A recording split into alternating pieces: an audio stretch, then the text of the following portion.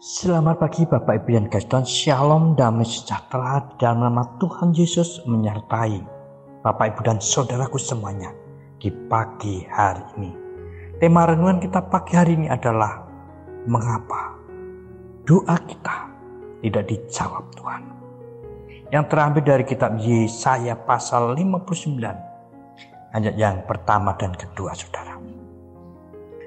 Bapak Ibu yang dikasihi Tuhan, tidak sedikit orang Kristen yang menjadi malas, menjadi apatis untuk berdoa, malas untuk memuji Tuhan, malas untuk menyembah, bahkan malas untuk beribadah kepada Tuhan.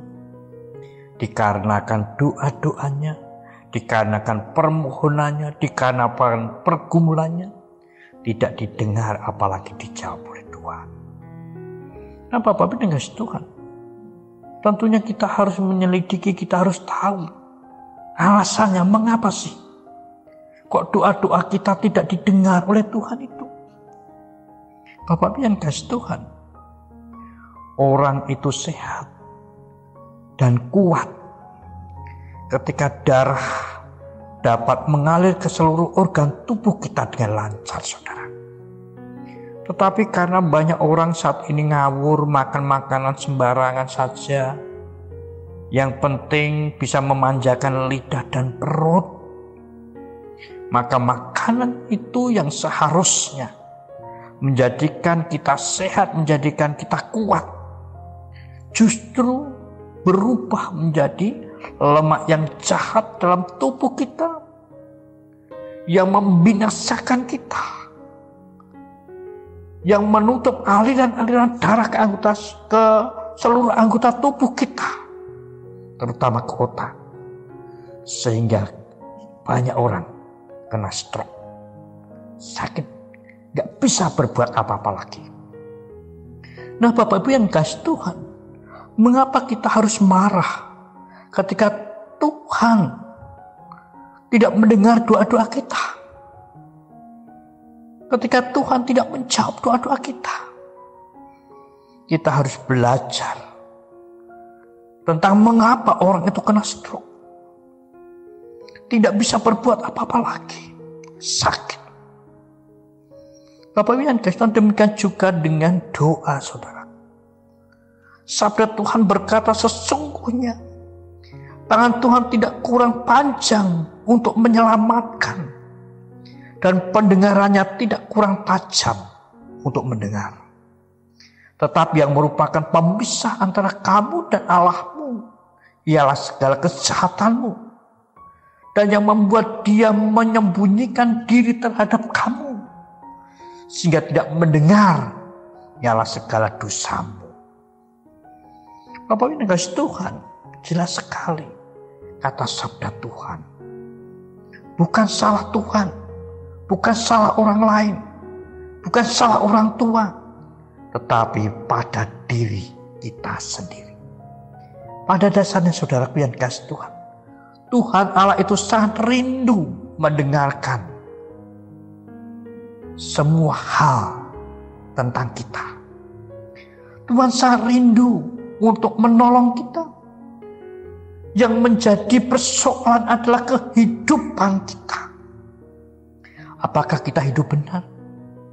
Apakah kita telah menjauhi dosa yang membuat hubungan kita dengan Allah terganggu, yang membuat pemisah kita dengan Allah, yang membuat doa-doa kita tidak didengar Allah, adalah dosa kita sendiri. Dosa telah menyebabkan, menghambat, menghalangi hubungan kita dengan Allah. Sehingga setiap doa-doa kita, setiap pergumulan kita, setiap permohonan kita tidak didengarkan oleh Tuhan, saudara. Nah, Bapak Ibu dan tentunya untuk merubah semuanya itu terletak pada kemauan diri kita. Apakah kita mau dengan sungguh-sungguh meninggalkan kehidupan dosa, hidup jauh dari persekutuan dengan Allah, kepada hidup yang baru, hidup yang ada dalam pimpinannya, hidup ada dalam perkenanannya, hidup yang menyenangkan hatinya Tuhan. Bapak Ibu yang dikasihi Tuhan, ketika kita hidup seturut dengan Allah, maka segala hambatan-hambatan itu dihancurkan. Dan kita beroleh persekutuan yang intim, yang indah dengan Allah. Sehingga segala doa kita, segala permohonan kita pasti didengar oleh Tuhan, saudaraku. Bapak yang dikasihi Tuhan, oleh karena itu marilah kita terus menjaga hati kita, menjaga pikiran kita, menjaga sikap hidup kita, menjaga perilaku kita, menjaga hubungan kita dengan Tuhan Allah dengan baik. Sehingga segala sesuatu yang kita sampaikan kepada Tuhan sungguh-sungguh didengarkan oleh Tuhan, dan kita beroleh jawaban yang terbaik dari Tuhan.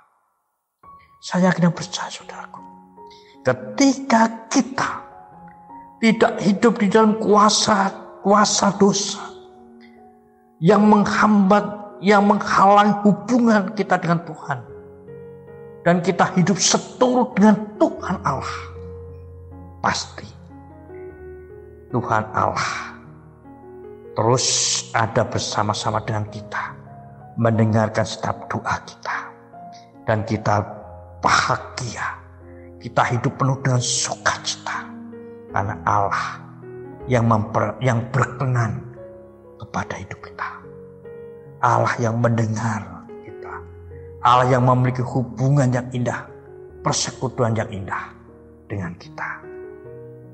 Jaga hidup, jaga hati, jaga pikiran kita, jaga perilaku kita. Hidup benar di hadapan Tuhan senantiasa. Itulah jawabannya. Selamat pagi Bapak Ibu yang dikasihi Tuhan.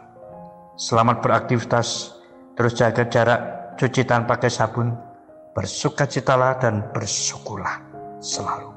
Tuhan memberkati. Selamat pagi, Shalom.